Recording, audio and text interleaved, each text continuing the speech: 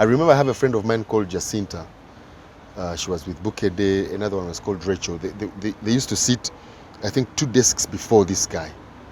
So I spent like 20 minutes in this guy's office.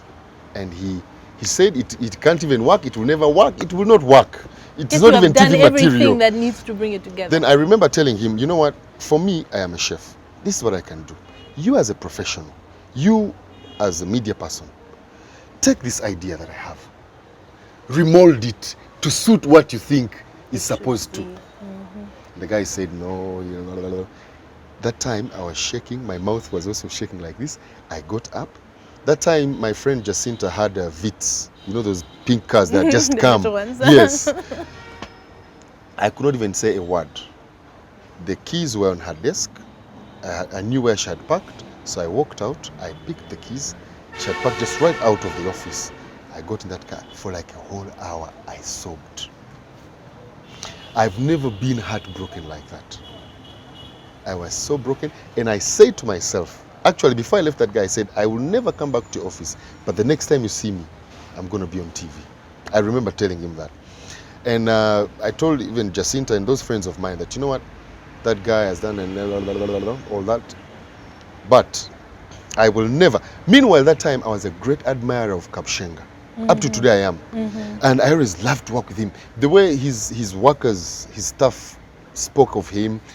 I had attended marketers' nights and he had been there speaking and sometimes was the host.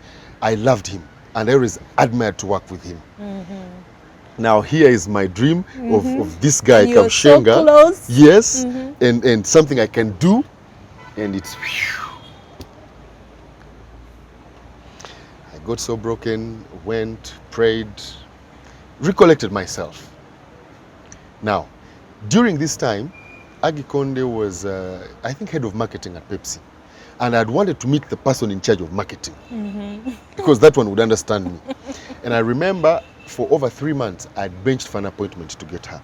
But the guy who used to sit at the reception next, I think, secretary or whoever to her office always told me, she's not in, she's not around, you see, you know, blah, blah, blah, blah. So one time, I said, I am going to meet this lady. I do not know her. I have no appointment, but I'm going to.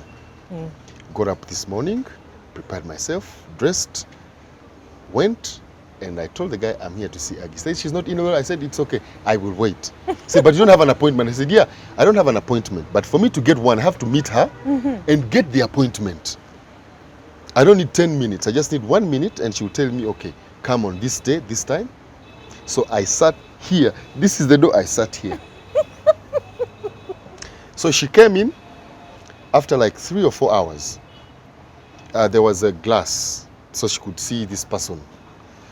And I saw her pointing at me and doing like this. Like, what's going on? Yes. So the guy did like this, and the guy entered and I think explained. But either it is by God's grace or her seeing that I'm really determined. I remember I had a small laptop. So she said, come in. I got in. I explained to her. And I remember being very, the first person to be excited about my thing. I saw her very excited. And she said, yeah, this is good. We can get on board. Said many, many things. And I felt like, oh my goodness, the next day I'm on TV. Yes. But that time, they have, they're called agents who handle different accounts and different all the things. So she directed me to their advertisement agent. Okay. And gave me a sheet and the number of the person to meet. Okay. So I go to this person. I explain myself. But I remember Aggie's sheet, it was even in pencil. I remember it had something to do with like we are on, like we are already bought in. Just find a way of having it. The lady dilly-dallied me. She said, come back the next day. When I came, I had to introduce myself again. Then she said, who are you? Have we met? Did we talk? Then she gave me a third appointment. Now, there's a guy called Collins. He has featured on Men with NTV. Collins Asimwe. Yes, Asimwe. God bless that guy. So I was now one of the guys, because I was proud of what I'm doing. So one of the people in that building, I think I knew him, I don't know. But I was showing them what I do. Yes. Then Collins saw. He was, I think, just passing by. And then he saw this thing. And he picked interest. So I explained to him. That very moment, he took me out. It's a what's that building? I don't remember, but it's like Kololo after Divino. Is it Divino or Mediterranean? Divino, I think, is the one. Divino. Somewhere that big building. So he took me out and made a call to NTV. By then, the head of marketing was head of production was a Kenyan lady. I forget her name. It's many years. He calls her. I think they were friends, but these are the words that Collins used. He said, "I've found someone." Now, I don't know who is on the other side of the phone. Okay. He says, "I've found someone who fits you, who suits you perfectly." Then that was the introduction. Then they talked and talked and talked. So Collins made an appointment for me to meet this lady. I think after like 2 days. Okay. And I was very excited. That's the reason I say God bless that guy, is that even on the day of the appointment, He followed up. the guy called me and said, I don't remember the lady's name. She's expecting you. Okay. I said, fine. When I got there, it was at 10. Collins called me again and said, are you there? I said, I am here. And I think that was his job. His mission was accomplished. So I meet this lady and I talk to her, and she likes the idea. And then she says, she gives me another day when I will come, and they're with the colleagues, so they break it down. Yeah. Now, this is the climax. That time when I come, it was the head of marketing, I think head of production and advertisement. You know, it's that team that's going to work. Yes. The people who are going to sell, the people who are going to produce. So they asked me if I have been on TV before. And Guess my answer. yes. Yes. So it's okay, which TV, when, which show. But at my house, I used to present to my TV and my room. The only difference, I didn't have a lapel like this. I used to hold the microphone. You know, because I'm from church, so we're used to holding the microphone. Okay. So I would present with my microphone. And I would introduce myself. So I told them I've been on TV for over a year. How? Which TV? And I said, in my house, I've been presenting to my TV and my room. One room, I had one room by then in Katuso. One room, I've been presenting. So that's the experience I have. These guys looked at me. And then they asked me so many questions, how they will sell. Now, by then they were saying, how shall we sell it? Now, me, I'm wondering, what do they mean by selling it? And they asked me many questions in terms of sales, in terms of marketing and advertisement and sponsors. And I was very green about them. Yeah. And I remember telling them, you know what, for me, I'm a chef. Yeah. I can cook. I know what to do. These things you're telling me of marketing and selling, I don't understand them. That is why you guys are there. Yes. Do your job, me, I will do this. Yes. But I think they didn't take it very nicely. But it's because I was being frustrated. Because you're telling me about advertisement and about sales and promotion. So I said, you guys, me, I'm a chef. You do your thing. Me, I will do my thing. So they told me, okay, we of course we discussed, but I was a bit frustrated. So when they told me to wait outside, I just went away. No, you walked away. I just went. But after like 2 days, Rosemary Nampija was my first producer. She's the best I know. I worked with Rosemary as Yes. well. So I think after discussing and everything, they liked the idea. So they called me. But then Joe Munene was, I think, the boss. There was a guy called Munene. So they called me, I came in. Now, they asked me to, by the way, can I surprise you that my is it called a pilot? Not a pilot, what is it called? That demo you first do. My demo aired. That's how good it was. Oh my goodness. My first demo for NTV aired. We filmed it in Machindi. And like, this is good enough. So they called me the first time and they say, okay, come, we're going to do like a pilot. Blah, blah, blah. So me, I thought I'm going to be there, find one camera guy and do my thing. When I get there, it's a whole crew. There were like 3 or 4 cameras, and then there's the producer and all these people. Oh my goodness, I'm like, okay. Okay. Learn on the job. Yes. So I remember they picked me up at 5 a.m. They took me. So I was there. I was a bit shaky because I'm seeing all these cameras. You know when you watch in movies and you see the trailers and everything and they're saying cut, action, take one. It's like it's fun until it comes to you. And you're the one there. Yes. And everyone's looking at you. First of all, I didn't even have a flow of the program. Me, I knew I'm going to come and do my thing. So I don't have like segment 1, segment 2, introduction, blah, blah, blah. Me. But somehow, I remember I was very nervous. I sweated. We filmed a 30-minute show, I think the whole day. Whoa. Yes. Whoa. Okay. I think the whole day. But because it was my first time, so take me, take 2, take again, cut. Then some things, you know, because you're communicating to this person who is listening to you for the first time, they need to pick you and understand you there and then. So there's no room for like slangs and it was hectic. You were learning. Yes. You were learning. But I did it. They liked it. And it went on air. So The you rest is hustled story. for how long now to eventually get there? That's more than 2 years. Yes, more than 2 years. More than 2 years. And then you were with NTV for 7 years. Yes. Wow. Okay. So why did you leave NTV then? Wow, it was a long time. Was I'd been life there. happening in the background? Yeah, of course there was or- so much going on, but there was so much challenges within the management Okay. and administration, so changes were coming in here and there. So it also affected some of us, as in the other members of the whole team. You know, it was administrative, but you know, when they take someone away and they bring another one and then they give you a producer who doesn't even know how doesn't to fry an understand. egg, you know, it becomes a little challenging. Yeah. And a few other factors also. So consistency Yes, was a bit of an so, issue as well. but also, I'd been on TV for 7 years. And my show was now being viewed all over Africa, by the way, because it was also on DSTV. But for these 7 years, I did not have a big challenge, like in terms of competition. So in life, whenever there is no challenge or competition, you become a bit, you start compromising because you have no drive, nothing to really target. You know, you're the best and you're the best and you're the only one. You get it? Yeah. So that start also to kind of stagnate, huh? affected me, yes. Creativity, innovativeness, but also the drive. I mean, you're the best, you're the best. Who is next? No one. So that also kind of affected me.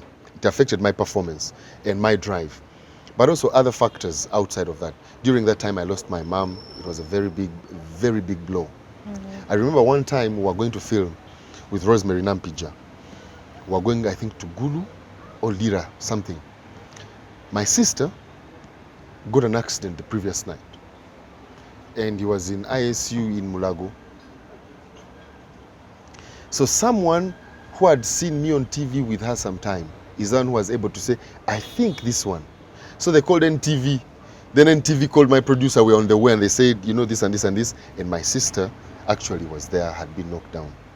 But during that time, Nampija's sister, my producer, rather his brother, there was something wrong and they had cut off his hand.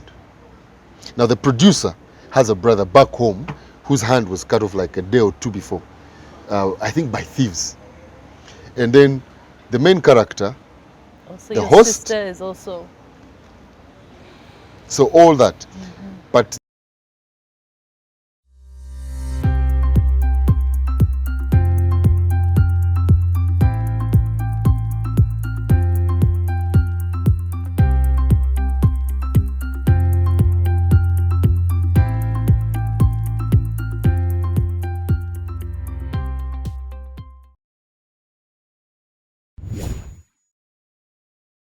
they had cut off his hand. Now the producer has a brother back home whose hand was cut off like a day or two before, I think by thieves. And then the main character, Also, the your host- sister is also. so all that. But the climax of it was when I lost my mom.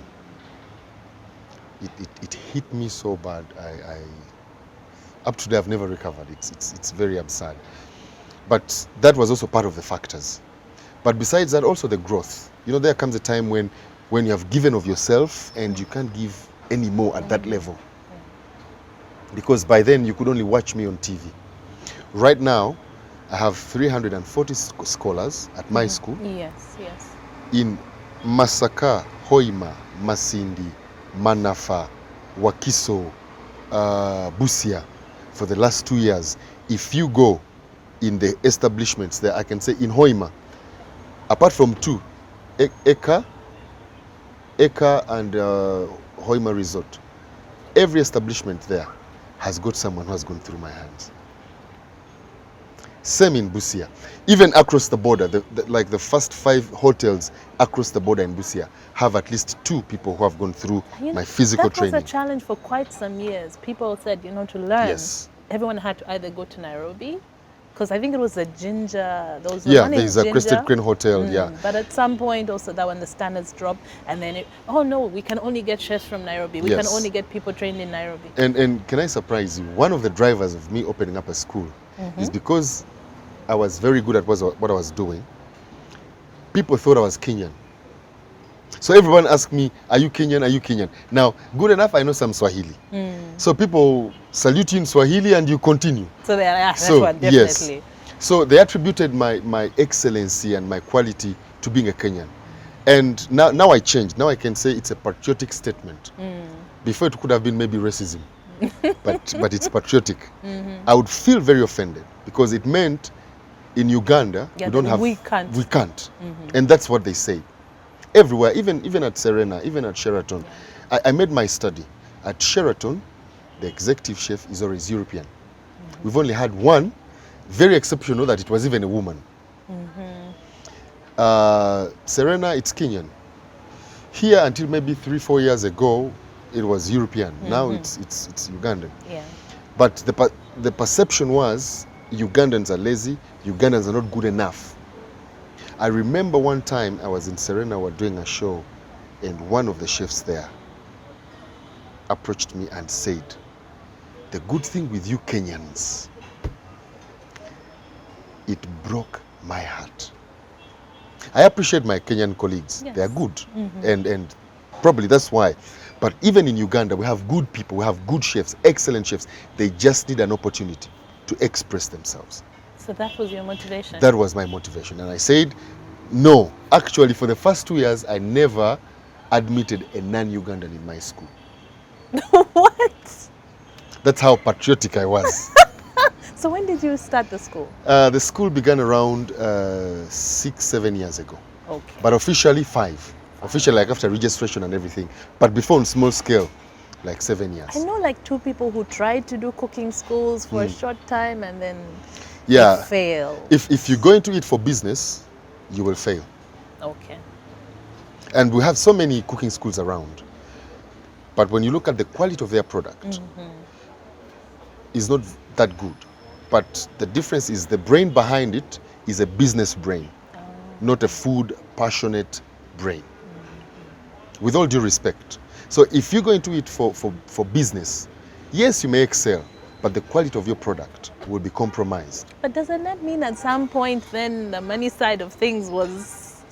No, the money side comes in. Because cooking is a very practical skill and it's expensive. Very expensive. My class is 100% practical. My class is 100% practical, so it's very expensive. The money aspect is there, but it shouldn't be the primary. Okay. In my case. Like I told you, for me, it's calling me Kenyan. Yes, I'm from the border. I'm from Busia. We're neighbors there, so my name even crosses the other side. I also speak some Swahili, but I am Ugandan. I am Ugandan. But outside of Swahili, you actually speak a few more languages, yes, isn't it? Yes. When, how did you learn which ones? If you have been to over 13 different schools all over the country, my dear, you must be able to you blend must figure it out. Yes. Because I've been to from Busia to Masaka to Kalangala to everywhere. So I speak a few other languages. Okay. But it's because I was always referred to as a Kenyan that I said no. In Uganda, okay, this credit that they're giving to me should be credited to Uganda, not to Kenya. So I began the school, and the first scholars I had, I never admitted non-Ugandans. Right now I have so many. I have Kenyans, I have people from Burundi, from Rwanda, I have people from Malawi, I have Sudan, all around us. But before it wasn't. Yeah, but you wanted your first crop of students to be Ugandan. So that you can know that even Ugandans can actually do it. Wow. That we don't have to first go outside. You don't have to go outside for you to find a good thing. Every good thing. By the way, our country, Uganda, I've traveled. Crystal, I've traveled. Uganda is the best country I've seen. Not just because I'm Ugandan. All factors being constant. Whether it is food, the varieties we have organic food. I think only China has more variety than we do.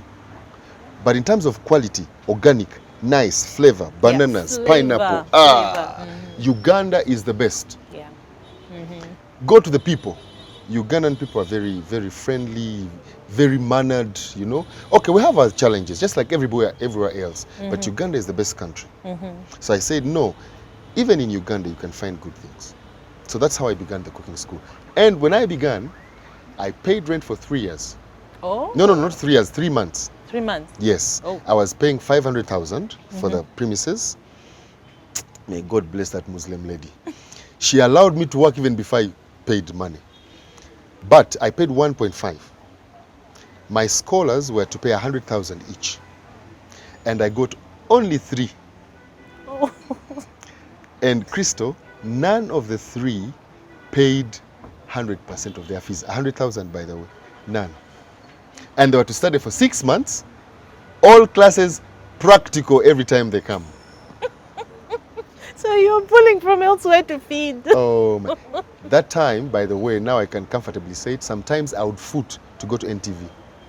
Wow. But of course, people do not know. When you see me walking out there, you can think I'm going to the next store, or just from here, I'm going there. But sometimes I would walk from Tinda to Serena. Did you ever feel like, this is not going to work? If I can do it without you paying me, what more pain can I go through? But considering the struggle just to get Yes. on TV. Because it was driven by passion. And this is the beauty, and I tell my scholars, just give me your passion, I'll give you the rest. Because it was driven by passion, I did not really get frustrated. I would be if I'm doing it for money. I would be if I'm doing it because Krista told me do it, you have to do it. But I'm doing it, there's an inner drive in me that loves it. So sometimes And you I would wanted walk. to see other people Yes. carrying on this passion. And that's why you see me in all these regions, because there are people who cannot afford me at my school. My tuition is 1.5 per semester. Yeah. So there are people who cannot afford that. Yet they would love to. So what I do is I go to them as a give back. I go to them. In my school, every year I give 2 scholarships, 100%, every year. It's upon my discretion who I choose, but I give 2.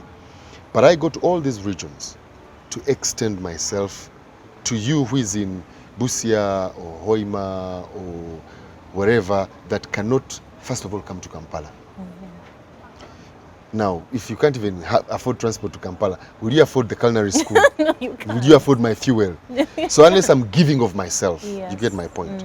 So right now, I am at that level. Before it was, of course, a little bit, but the driving factor was to give of myself. Okay. To give of myself to the people. All right. So right now I have over 300 scholars. I have hostels where they're staying. It's big. So you were saying, I'm sorry. So you were saying that, you know, your love for food is what has pushed you for all these years. But then some people say, and you just said that Ugandan food, you know, the flavor is amazing, the variety is amazing. A lot of people say yes, absolutely. But then they say that our cuisine is boring. Do you think that's true? It is not. You could say it is boring because you're used to it, but also because you're only exposed to a limited variety. Okay. But Uganda, if you go, I did a show on NTV, and it ran for, I think, 2 months. And I was just in one region, and we never repeated a single recipe.